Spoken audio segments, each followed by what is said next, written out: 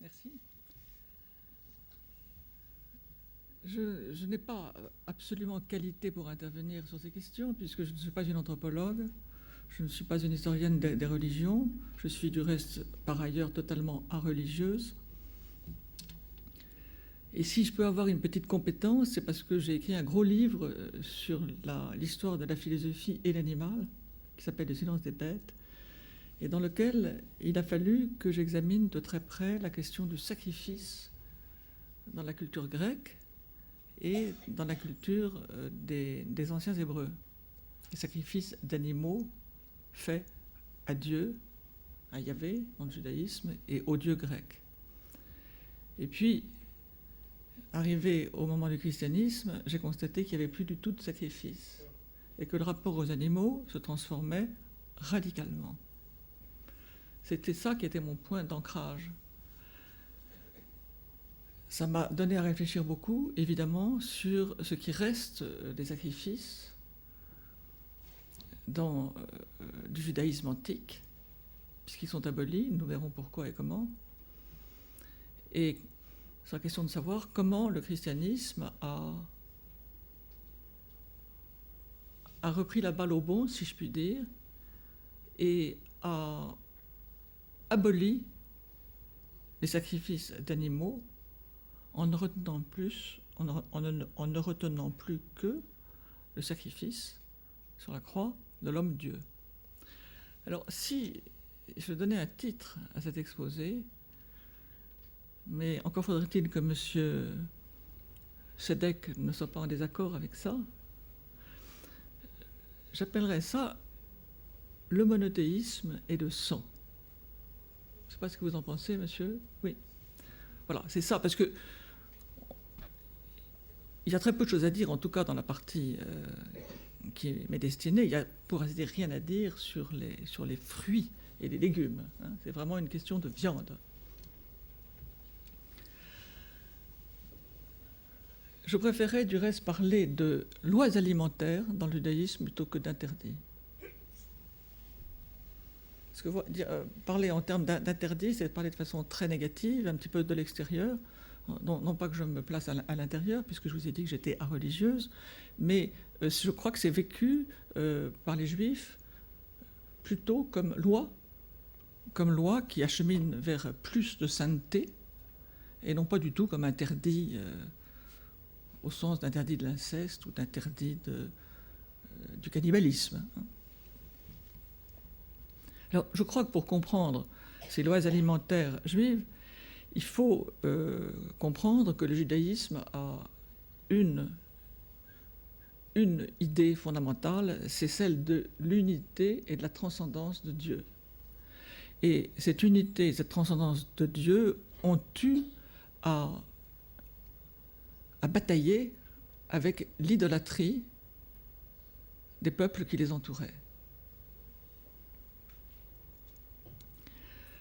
Je vais faire un certain nombre de points, je vais faire 7 points. Premier point,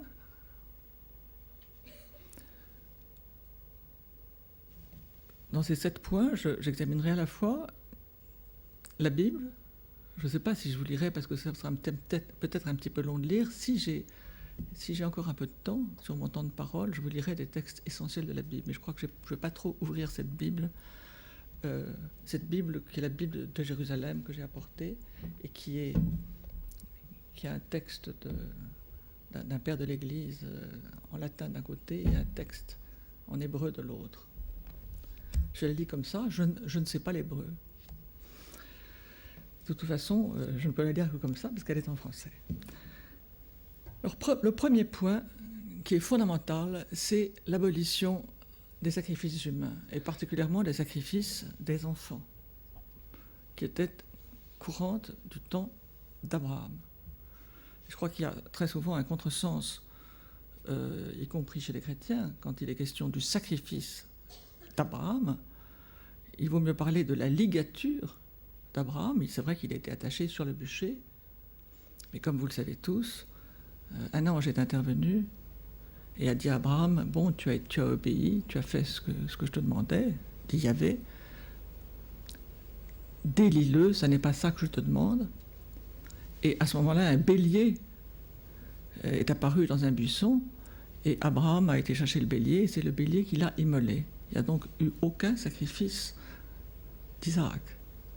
C'est quelque chose c'est un récit qui fonde l'abolition, plus que l'abolition, l'interdiction des sacrifices humains. Second point. Ça, ce que je viens de vous dire là, c'est dans la Genèse 13. La Genèse 22. Second point. Noé. Alors, à partir de Noé, c'est-à-dire après la fin du déluge, il y avait, ayant constaté que les hommes étaient vraiment mauvais et qu'il n'y avait pas grand-chose à faire, les autorisés à tuer des bêtes pour s'en nourrir. Mais à deux conditions. C'est qu'il n'y ait jamais de prélèvement d'un membre, d'un cuisseau, sur un animal vivant. Chose qui se pratiquait beaucoup à l'époque et qui se pratiquait du reste continuellement dans l'histoire de l'Occident.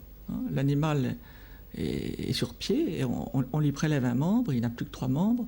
Comme ça, la viande se conserve puisqu'elle est vivante. Interdiction absolue de ce prélèvement.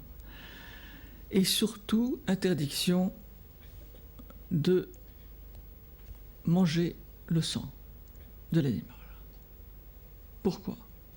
Parce que dans la tradition juive, mais je crois que ça n'est pas vrai seulement dans la tradition juive, et je me suis amusé à retrouver ça chez Descartes au XVIIe siècle, comme une connaissance qu'il avait par Aristote et la scolastique d'un certain nombre de croyances. En tout cas, pour la tradition juive, le sang, c'est l'âme. Et c'est déjà terrible d'être obligé de tuer des animaux pour les manger, mais en plus, on ne va pas leur manger leur âme. Donc l'interdiction du sang, c'est ça. Je renvoie à Exode 16:3 et au Nombre 11:20. En quelque sorte, il y a trois étapes au début de la Bible. Il y a Adam, qui avait l'interdiction de manger un fruit, il l'a mangé. Noé, interdiction pour les hommes de manger un membre prélevé et de manger le sang. Et enfin, nous y venons, au Sinaï, Moïse a stipulé un certain nombre de règles, de lois. Et il est intéressant de lire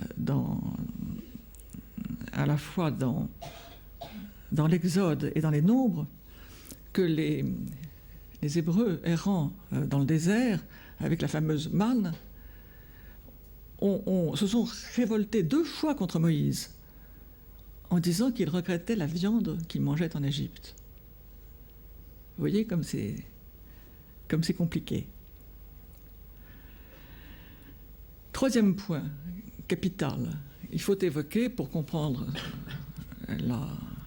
les lois alimentaires du judaïsme, il faut envisager, se rappeler les sacrifices au temple de Jérusalem. Alors c'était quelque chose de très codifié. Il ne pouvait y avoir de sacrifice d'animaux qu'au temple de Jérusalem, nulle part ailleurs. Donc si on voulait faire un sacrifice, il fallait venir au temple, acheter un animal ou venir avec un animal. Ces sacrifices étaient offerts par une caste de prêtres qu'on appelait les Kohanim. Le nom de Cohen vient de là. Et c'était des membres de la tribu de Lévi, laquelle tribu de Lévi descend en droite ligne de Aaron, frère de Moïse. Alors, il y avait toutes sortes de sacrifices, je ne vais pas m'y étendre. Il y avait évidemment les holocaustes, c'est-à-dire les sacrifices où on brûlait la victime tout entière pour l'offrir à Yahvé. Mais il y avait, et c'est ça qui nous intéresse, des sacrifices de communion, et même des sacrifices d'expiation, où les prêtres et même les fidèles avaient le droit de manger une partie de la viande de l'animal immolé à Yahvé. J'insiste un peu parce que c'est quelque chose de commun entre les anciens Grecs et les anciens Hébreux. Les anciens Grecs, les Grecs archaïques, n'envisageaient pas qu'on puisse manger de la viande sans que ce soit une partie d'un sacrifice offert aux dieux. Sinon, c'était une viande néfaste, interdite, et qui pouvait avoir cette mendication de viande non offerte par ailleurs pour partie aux dieux, cette viande pouvait ça pouvait se retourner contre eux, ça pouvait se retourner contre la cité, ça pouvait se retourner contre une famille, contre une personne. Dans l'Odyssée, il y a des histoires terribles comme ça, de brochettes qui se mettent à meugler parce qu'elles n'ont pas été, elles ont été prises sur un animal sacré qu'on ne devait pas tuer, donc on n'a pas pu offrir aux dieux, et elles n'ont pas été cuites de la façon qui convient. Les interdits alimentaires, les lois alimentaires chez les Grecs, c'était très, très contraignant. Il y a toujours eu des critiques des sacrifices. Les grands prophètes, Isaïe, Jérémie, disent « Mais arrêtez de faire vos sacrifices, Yahvé n'a pas besoin de respirer l'odeur de vos sacrifices. Ce qu'il demande, c'est un cœur pur, c'est la défense de la veuve et de l'orphelin, c'est la justice. » Mais les sacrifices continuaient, ils faisaient partie du rituel du temple. Simplement, quand les prophètes les dénonçaient, ils dénonçaient le fait qu'ils soient accomplis de façon trop formelle, trop formaliste. Quant à Maïmonide, qui est un philosophe très important du Moyen-Âge, qui écrivait du reste en arabe, la plus grande partie de son œuvre, il a une explication, mais nous y reviendrons. Il a une explication, il dit au fond, s'il y avait à tolérer les sacrifices chez les Hébreux, c'est parce qu'ils ne pouvaient pas les mettre en rupture absolue avec les peuples qui les environnaient. Déjà, c'était terrible, un seul Dieu, dans sa transcendance absolue. Déjà, c'était très, très difficile. Mais si en plus, les Hébreux avaient été obligés de renoncer à ces pratiques qui étaient celles de tous leurs voisins, peut-être que ça n'aurait pas pu tenir, que le monothéisme n'aurait pas pu tenir. Quatrièmement, vous savez qu'en l'an 70 de l'ère chrétienne, le temple de Jérusalem est détruit une seconde fois. Il avait déjà été en 586 par les Babyloniens, d'où l'exil à Babylone. Il avait été reconstruit un siècle plus tard, et en 70, il est détruit une seconde fois. Et à partir de ce moment-là, les Hébreux, si j'étais plus spécialiste, je ne saurais s'il faut dire Hébreux, Juifs, Israélites. Il est beaucoup question des Israélites dans la traduction là de la Bible de Jérusalem. Enfin, peu importe, vous comprenez ce que je dis. À partir de la destruction du temple, il n'y a plus pu y avoir de sacrifice, et c'est la table familiale qui est devenue l'autel. Autel, A-U-T-E-L. Là, le Talmud, c'est une succession de livres qui se succèdent depuis 2 siècles avant l'ère chrétienne et qui vont durer jusqu'au 6e siècle de l'ère chrétienne. Si vous me posez des questions, je vous préciserai un petit peu ce que c'est que le Talmud, qui est une sorte de transcription écrite de commentaires oraux du Pentateuque. Le Talmud va édicter les lois, ce qu'on appelle la cacheroute, qu'on écrit, je ne sais pas très bien comment, C-A-C-H-E-R-O-U-T ou C-A-C-H-R-O-U-T, la cacheroute, cacheroute. Ça veut dire aptitude en hébreu. Donc le Talmud, pour édicter les lois de la cacheroute, se réfère aux textes fondamentaux et aux points fondamentaux que je viens d'évoquer. Tous les fruits et légumes sont autorisés. Les questions, bon, même si pour la confection du vin, il faut des gens particulièrement habilités à cela depuis le début du processus jusqu'à la mise en bouteille et jusqu'au fait d'ouvrir la bouteille. Mais ça, laissons ça de côté, ça n'a pas un immense intérêt pour ce qui nous concerne. Donc, ces lois alimentaires concernent uniquement les animaux. En ce qui concerne les quadrupèdes, c'est extrêmement simple. Il faut, pour qu'ils soient autorisés, qu'ils aient le pied onglé et l'ongle fendu en deux et qu'ils soient des ruminants. Les deux critères à la fois. C'est-à-dire que le chameau qui rumine mais qui n'a pas l'ongle fendu et le porc qui a l'ongle fendu mais qui ne rumine pas sont interdits. Là, parce qu'on parle toujours du porc. Quand on voit les choses complètement de l'extérieur, on dit les juifs ne mangent pas de porc. Mais ils ne mangeaient pas non plus de chameau. C'était aussi interdit que le porc. Alors pourquoi le porc était-il tout de même particulièrement prohibé? Parce que c'était un animal sacrificiel dans des cérémonies idolâtres. Et même en Égypte, on identifiait le porc à Osiris et à Seth. Donc c'était particulièrement proche de la sortie d'Égypte, si vous voulez.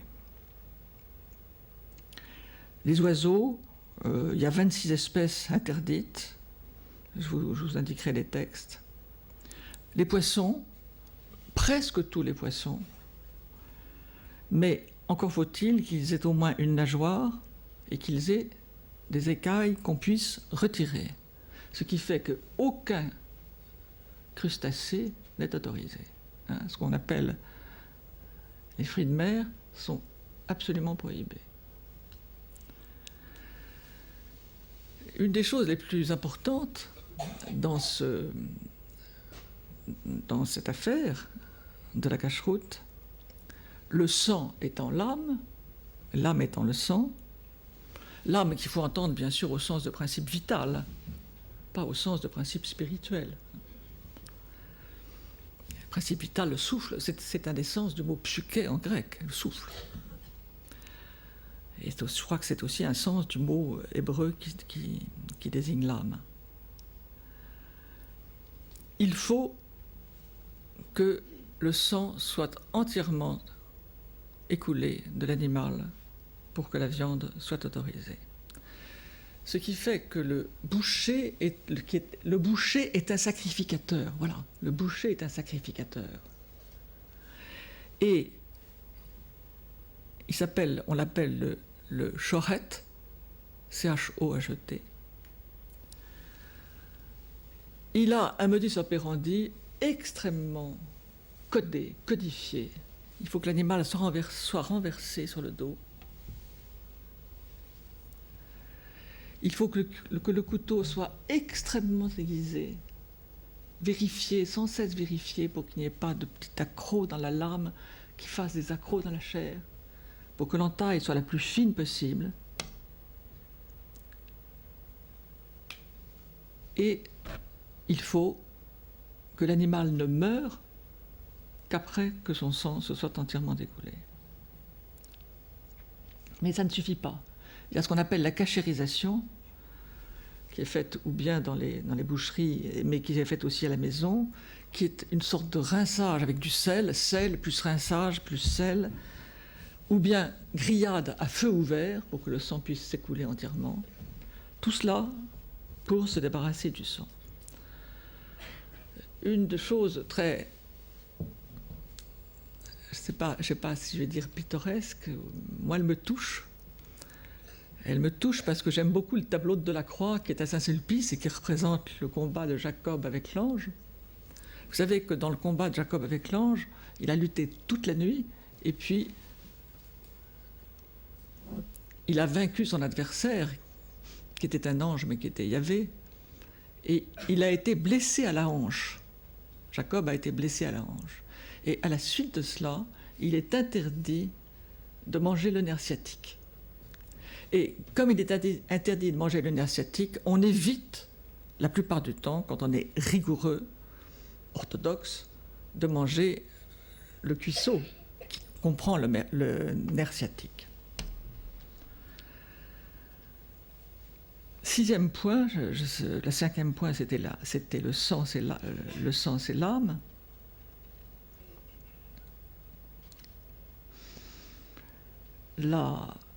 Sixième point, la séparation du lait et de la viande, qui est une loi alimentaire très contraignante, qui concerne tout animal domestique.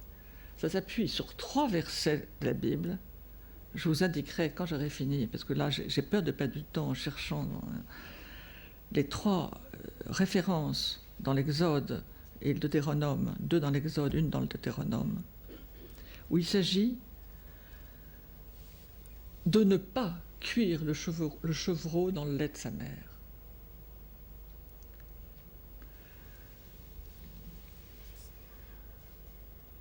Ce qui fait que il est interdit, dans un même repas, de manger à la fois de la viande et du fromage, ou de la viande et des laitages. Il faut laisser passer ou 3 heures, quand on est un peu orthodoxe, ou 6 heures, quand on est très orthodoxe. Mais surtout, il faut 2 vaisselles. Parce que si le laitage avait un peu pénétré dans la porcelaine ou dans la faïence de la vaisselle, on ne respecterait pas la loi alimentaire de séparation rigoureuse du lait, de ce qui est de l'ordre des laitages et de la viande.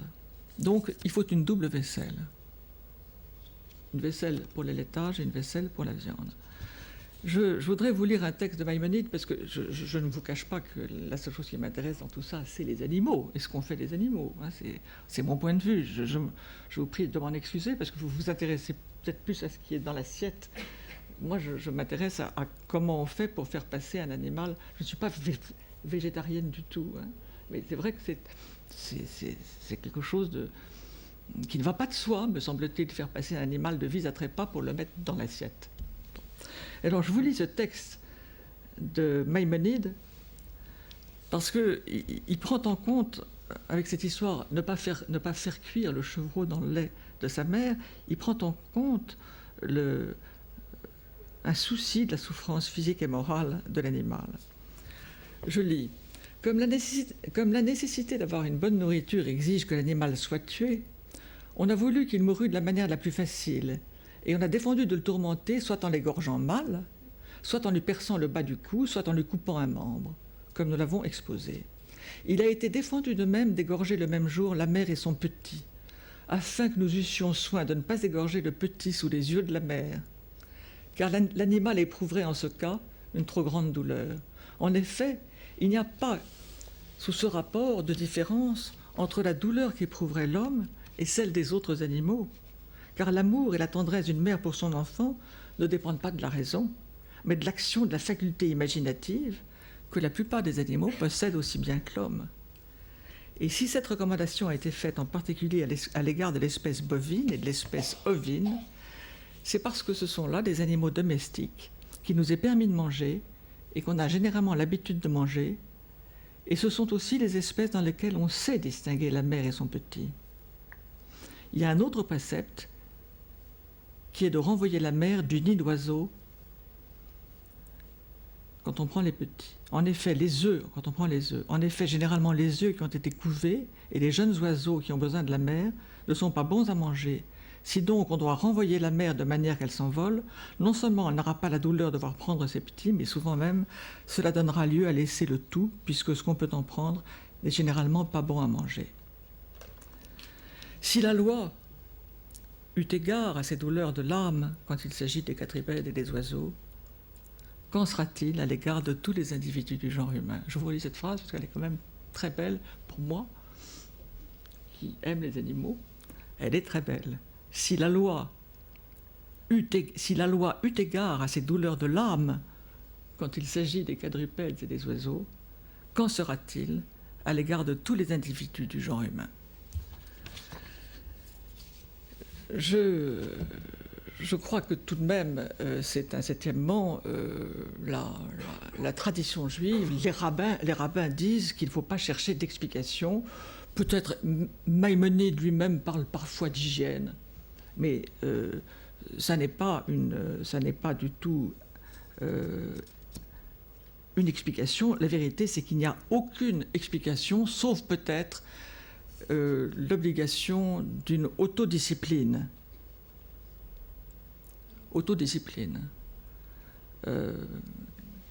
Faisant partie de l'autodiscipline, les ablutions nombreuses, se laver les mains souvent, et en particulier avant les repas, et d'autre part, réciter des prières avant et après le repas. Tout ça retarde, suspend le besoin, le désir de manger.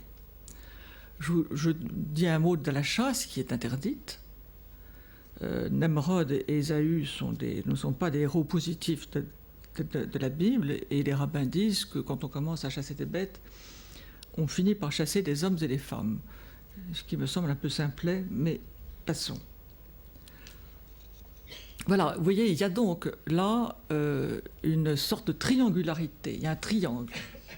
On ne mange jamais de viande sans qu'il y ait ce triangle, Dieu, Yahvé, l'animal, l'homme.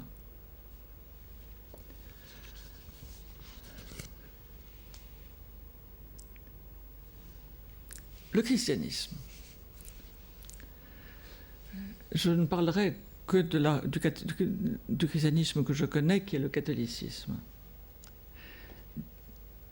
On peut dire qu'il n'y a aucun interdit alimentaire dans le christianisme, sauf évidemment l'anthropophagie. Mais je noterai que le christianisme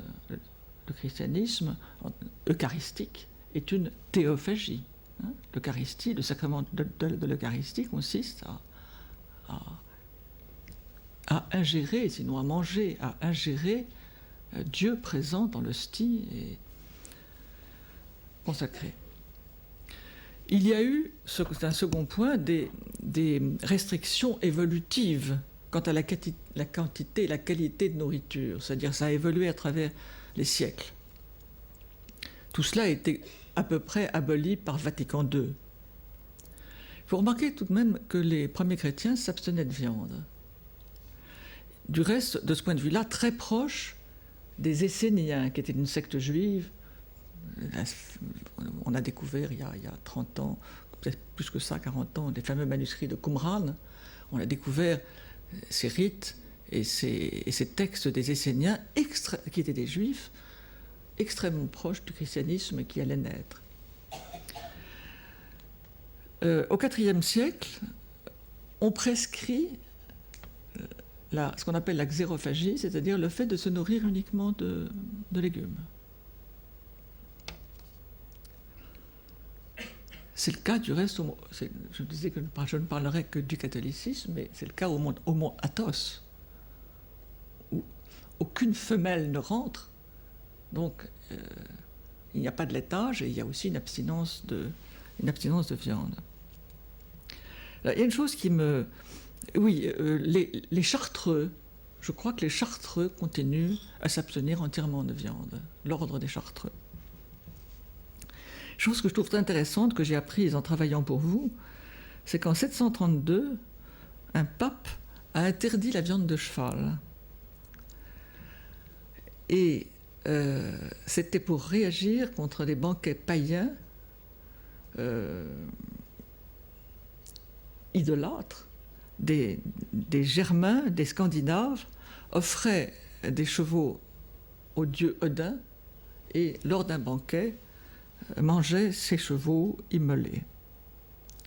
Alors, vous savez, c'est une chose qui est tellement dans notre calendrier que, puisque dans les cantines, on sert du poisson le vendredi, qu'on jeûnait, on faisait maigre. Moi, je ne pense pas que le mot de jeûne soit correct. Je ne vois rien du tout qui corresponde là à ce qu'on appelle un jeûne chez les juifs et chez les musulmans. Alors, on faisait maigre le mercredi des cendres, c'est-à-dire le premier jour du carême, et le vendredi saint. Carême, ça vient de quarantaine, sainte quarantaine, c'est la sainte quarantaine, c'est-à-dire 40 jours avant Pâques. On se dispense de nourriture trop riche ou trop agréable. C'est ça, faire maigre. C'est pas seulement ne pas manger de la viande, c'est aussi se priver de sucreries. Mais ce qui est très intéressant, c'est que, quelle que soit la rigueur du carême, on suspend toujours le carême le dimanche.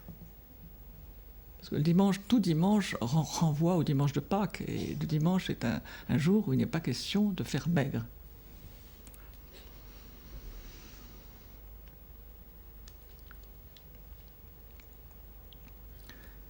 Il n'y a pas d'ablution requise. Et dans les familles chrétiennes, catholiques, chrétiennes, on récite une prière avant le repas, que les catholiques appellent le bénédicité. Alors, troisième point, comment est-ce qu'on en est venu là? Le christianisme étant issu du judaïsme, comment se fait-il que ça a changé à ce point du tout au tout? Eh bien, parce que le Christ lui-même, différents apôtres dans les Actes des Apôtres et saint Paul ont lutté de toute leur force contre les lois alimentaires. Le temple est détruit en 70. Il y avait donc encore des sacrifices au temple du temps du Christ. Mais il y avait aussi des règles alimentaires dans les repas des anciens Hébreux. Et ces règles alimentaires que je vous ai énoncées, que j'ai énumérées, saint Paul en particulier demande qu'on rompe avec elles, avec une très grande violence. Pourquoi ? Parce que il n'y a plus lieu d'immoler des animaux au temple, il n'y a plus lieu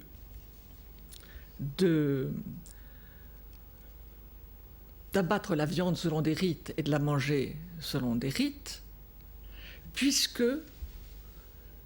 c'est le Christ qui est devenu l'agneau. C'est dans l'Évangile, c'est dans les Actes des Apôtres, c'est dans Saint Jean. Je suis l'agneau.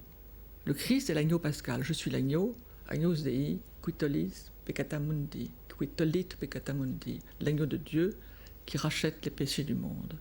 Autrement dit, il y a un extraordinaire processus de métaphorisation des rites judaïques anciens, et puis qui durent jusqu'à aujourd'hui, qui sont encore vivaces aujourd'hui, mais il y a à cette époque-là une métaphorisation des rites juifs. Il ne s'agit plus de se préoccuper du rapport de Dieu avec celui qui mange de la viande ou celui qui immole qui immole un animal au temple. Il s'agit de comprendre qu'un sacrifice a eu lieu une fois pour toutes. C'est un mot qui est dans l'épître aux Hébreux de saint Paul.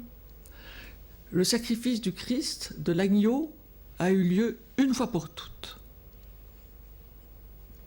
Et le sacrifice de la messe, qu'on appelle le saint sacrifice de la messe, ne fait que représenter, citer, reproduire, mais sous les espèces végétales du pain et du vin consacrés en corps et sang de Christ, cette immolation sur la croix qui est fêté le vendredi saint.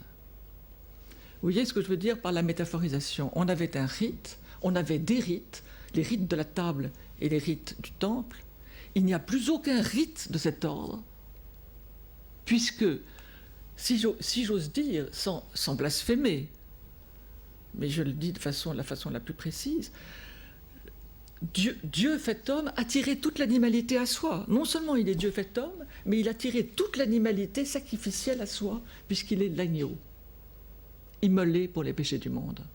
L'agneau sacrificiel. Et aussi bien le Christ que saint Paul ne cessent de répéter que ça n'est pas ce qui rentre dans la bouche de l'homme qui est impur, c'est ce qui en sort, les paroles.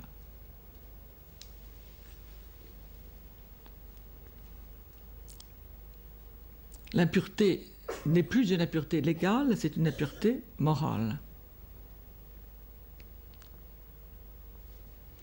Alors, je ne vais pas m'étendre parce que il ne faut pas que je me laisse aller au sujet qui m'intéresse. Là, ce n'est pas de cela que j'ai été invité à vous parler. Mais vous voyez que je vais résumer, je vais faire dire ça très vite et de façon très, très brutale. Les abattoirs de Chicago sont déjà en puissance dans l'Évangile et dans les épîtres de saint Paul et dans les actes des apôtres, puisqu'il n'y a plus aucune condition mise par Dieu au fait de manger des animaux qu'on a tués pour s'en nourrir.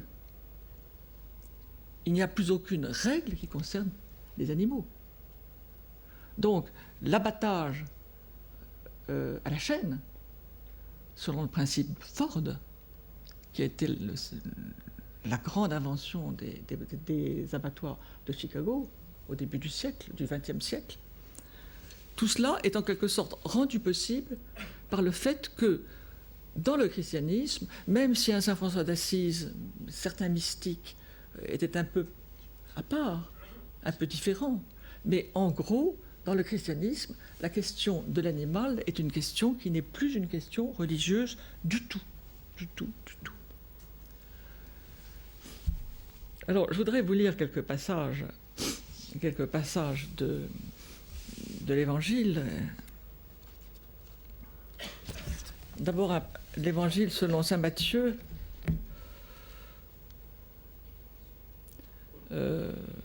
15, 10, 11.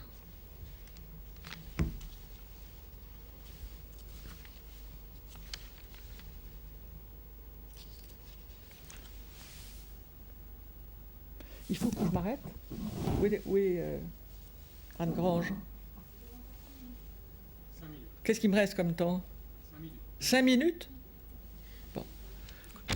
Écoutez, je ne vais pas me mettre à vous lire les textes, parce que je feuilleter ça, c'est tout un problème. Il y a dans l'Épître aux Romains de saint Paul quelque chose d'extrêmement violent, que leur table leur soit un piège contre les Juifs, qui s'emberlificotent dans leurs interdits alimentaires, c'est le cas de le dire, qui s'emberlificotent là-dedans et que ce soit un piège pour eux. Nous, ça ne nous intéresse plus.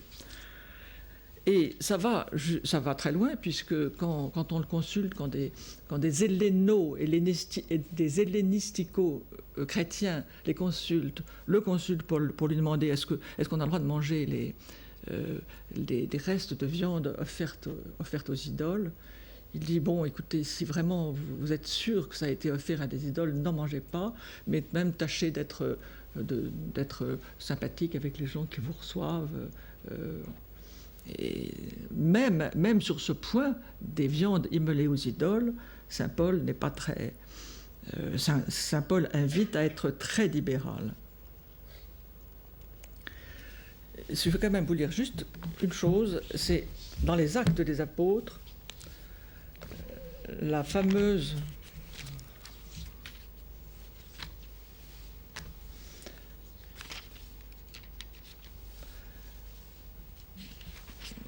Un certain Simon nommé Pierre. Pierre monte sur la terrasse vers la 6e heure pour prier. Il sentit la faim et voulut prendre quelque chose. Pendant qu'on lui préparait à manger, il tomba en extase, et il vit le ciel ouvert et un objet semblable à une grande nappe nouée aux quatre coins qui descendait vers la terre. Et dedans, il y avait tous les quadrupèdes, et les reptiles, et tous les oiseaux du ciel. Une voix lui dit alors, « Allons, Pierre, immole et mange. » Mais Pierre répondit, « Ah non, Seigneur, car je n'ai jamais rien mangé de souillé et d'impur. » De nouveau, une seconde fois, la voix lui parle, « Ce que Dieu a purifié, toi ne le dis pas souillé. » Cela se répéta par 3 fois, et aussitôt, l'objet fut emporté au ciel. Voilà. C'est vraiment l'idée que l'impureté n'est pas d'ordre légal, elle est d'ordre moral. Alors je voudrais juste conclure par un mot. Je ne suis pas historienne des religions, mais j'en connais un petit peu assez pour dire que rien n'est plus catastrophique que l'évolutionnisme. Et dire que le christianisme est un progrès de la spiritualisation par rapport au judaïsme, ça me semble très vite dit et très discutable. On peut continuer avec l'islam, qui serait un progrès par rapport au christianisme, par rapport au judaïsme. Je pense que ce que nous pouvons faire de mieux, c'est de considérer les religions, chacune des religions, dans son concret, dans sa singularité, dans sa splendeur, dans ses rites, et de contempler ça comme la diversité humaine et comme ce sur quoi il faut que nous veillons. Voilà.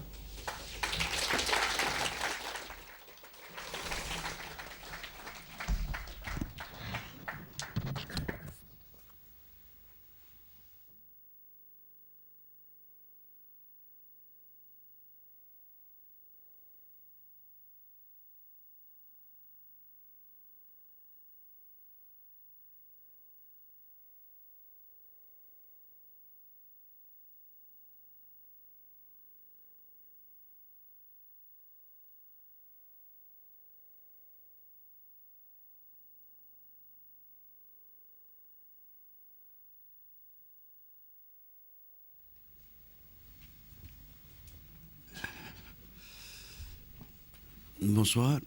Madame de Fontenay vient de me donner, avec sa conclusion, la possibilité de faire mon introduction. C'est vrai qu'il n'y a pas d'évolutionnisme dans les religions. On ne peut pas dire qu'une religion est antérieure, a été à un moment par rapport à une qui vient après. Ce n'est pas vrai. Sauf que quand une religion se présente comme une reprise, comme disent les Allemands, un dépassement et une conservation, un Aufhebung des deux autres, explicitement, il faudrait en tenir compte. C'est le cas de l'islam. L'islam se présente comme un parachèvement d'un cycle dont le personnage fondateur est extérieur aux livres qui ont révélé les 3 autres moments. Je m'explique. Le Coran, dans la sourate 3, d'une manière très insistante, demande aux Juifs et aux chrétiens de ne pas disputer aux autres Abraham.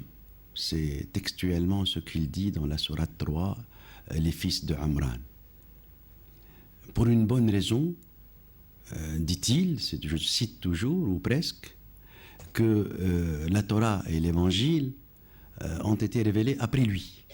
Donc, il n'y a pas cette patriarchie ou patriarcat que nous connaissons dans le christianisme et la tradition judaïque.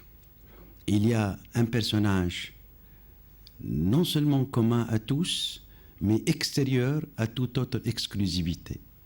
Et c'est cette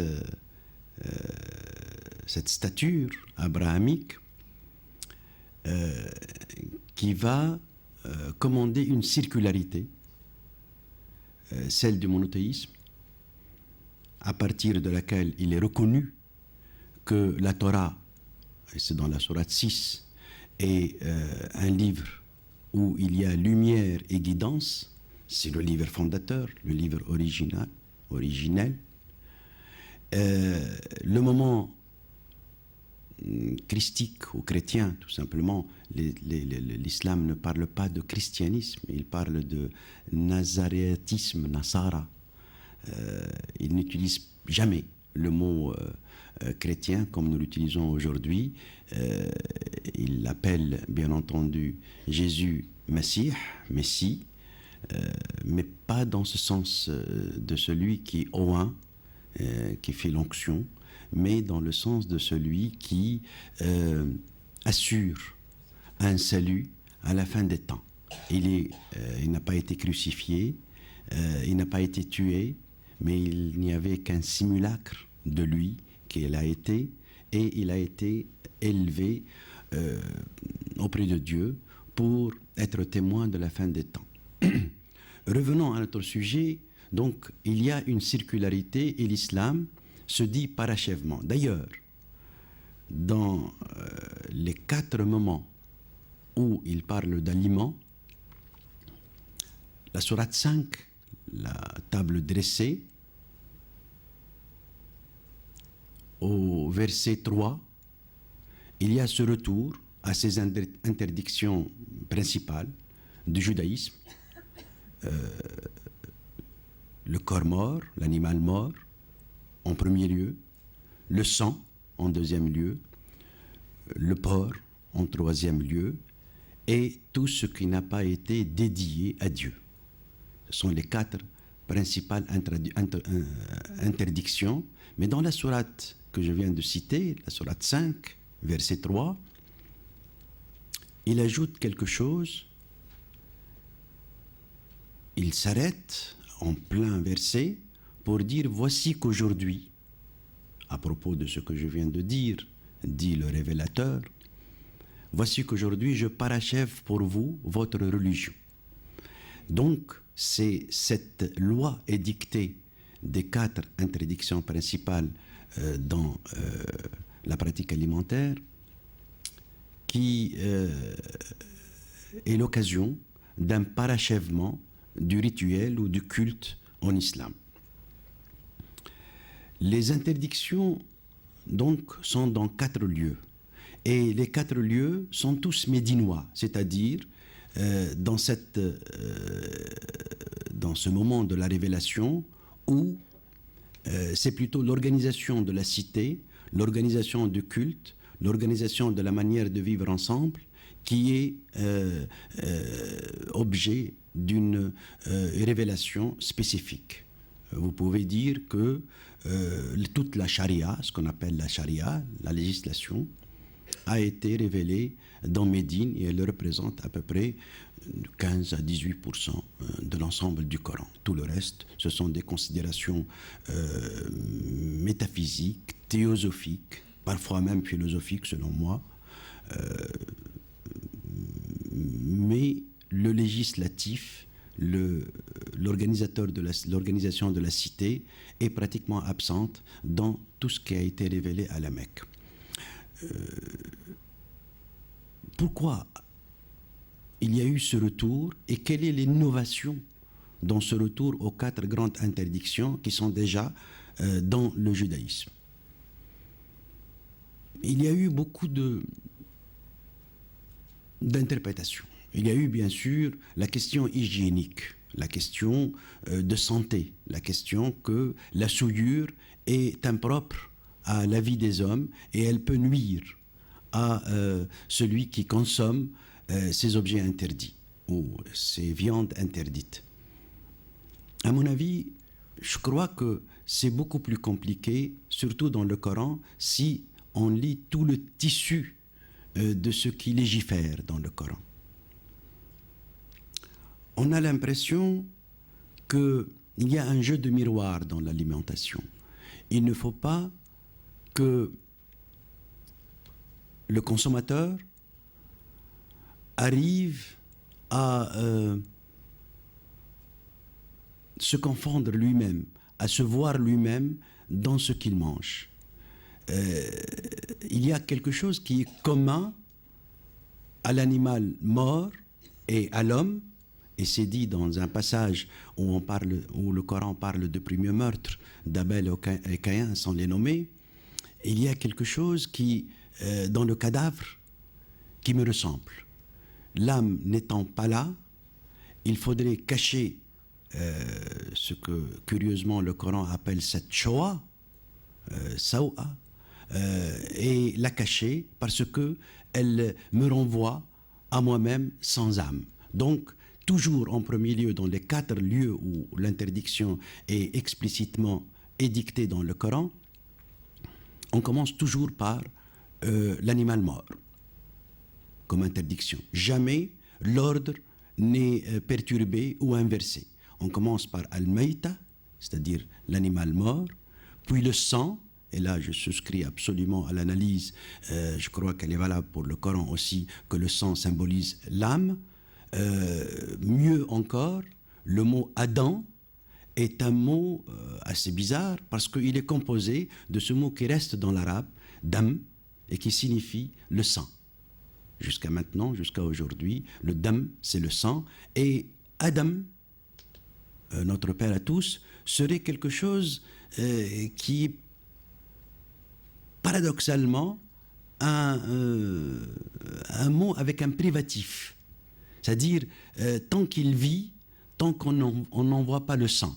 Donc, il y a comme le aleph privatif, dans l'hébreu aussi, l'aleph est privatif, c'est un peu le A de anormal, le A privatif dans le français. Donc, le dam, c'est l'âme, c'est ce qui constitue cette vie où il est invisible tant que la vie est là. L'ordre donc, la deuxième interdiction est toujours le dam, c'est-à-dire le sang. La troisième, c'est le cochon, le porc, la viande de porc. Et là, tout le monde renvoie cela à une nécessité de préserver la santé de l'homme. Parce que c'est un animal souillé, c'est un animal impropre, c'est un animal qui mange de tout, il est omnivore. À mon avis, ce n'est pas le cas. Et c'est en cela que je peux apporter peut-être une interprétation qui est mienne, je ne l'ai pas vue ailleurs. Dans le Coran, il y a 3 espaces de regroupement humain. Le premier, il est tout à fait décrié dans le Coran, c'est celui de la bédouinité, du nomadisme. Ils ne connaissent pas la norme, ils s'espionnent, ils sont dans l'errance, ils ne conservent pas quelque chose, un puits épuisé, on en cherche un autre, on oublie qu'il a existé, on oublie même de revenir pour se souvenir qu'il a existé. Le pas est toujours oublié, il n'y a pas de mémoire chez les Bédouins et ils sont dans l'hypocrisie et dans la simulation. Tout cela, c'est le Coran qui le dit à partir de l'espace bédouin. Le troisième espace, je parlerai après du deuxième, le troisième espace, c'est l'espace positif, c'est l'espace de la cité. D'ailleurs, ce n'est pas pour rien que la seule débaptisation d'un lieu dans le Coran, c'est la débaptisation de Yathrib, qui allait devenir Médine, et donc la cité. Mohammed n'a jamais débaptisé un lieu. Jusqu'à maintenant, tous les lieux païens de l'Arabie ont conservé leur nom. Tabouk, Khaybar, Mecca, etc. ont conservé leur nom, sauf cet espace qu'il a accueilli, il l'a débaptisé pour le baptiser et le nommer la cité, c'est-à-dire le lieu où toutes les ouvertures sont possibles pour recevoir et pour aller vers l'échange. Donc là, c'est l'espace idéal, c'est l'espace que les hommes doivent acquérir à partir du nomadisme primitif. Maintenant, il y a un deuxième espace dont le Coran fait le procès à tout bout de champ et chaque fois qu'il le nomme. C'est l'espace de la qarya. On peut traduire ça par cité fortifiée, cité qui se suffit à elle-même, cité assiégée. C'est un peu le même mot, pas un peu le même mot, c'est le même mot que Kiryat en hébreu, ou que Crète, la Crète, qui était une cité palatine, comme vous le savez, comme les hellénistes le savent, une cité qui a été un peu maudite par sa palatinité et par son sens de la démesure. Ces cités fortifiées, qaria, sont toujours donc décriées dans le Coran, sont toujours objets de luxure, de lubricité, de tendance à tomber dans la démesure à cause justement du fait qu'ils se soient assiégés et qu'ils vivent ensemble et qu'ils n'échangent pas avec l'extérieur. Or, le seul animal, la seule bête, la seule viande qui assure une vie durable à ce type de regroupement, c'est le porc, qui peut être élevé à l'intérieur, qui n'a pas besoin de pâturage, qui n'a pas besoin de voie de sortie et qui n'a pas besoin de transhumance pour pouvoir être maintenu dans le troupeau. Moi, je crois que cette interdiction revue, interdiction juive, judaïque, israélite, si vous voulez, du porc, qui a été revue par l'islam, tend à fonder l'espace de la ville et à abolir un animal comme souillé, comme rijs, comme animal de souillure, parce qu'il permet la solitude du groupe, il permet la lubricité du groupe et la démesure du groupe. Donc, moi, je reprends la conclusion de Madame de Fontenay en disant que peut-être que chaque religion, surtout les monothéismes, a sa singularité faite par les hommes qui l'ont vécu et par les hommes qui la maintiennent, mais je pense qu'au niveau de l'histoire, l'islam a raison de dire qu'à partir du monothéisme, il y a une circularité et que lui, il assure cette circularité et ce parachèvement.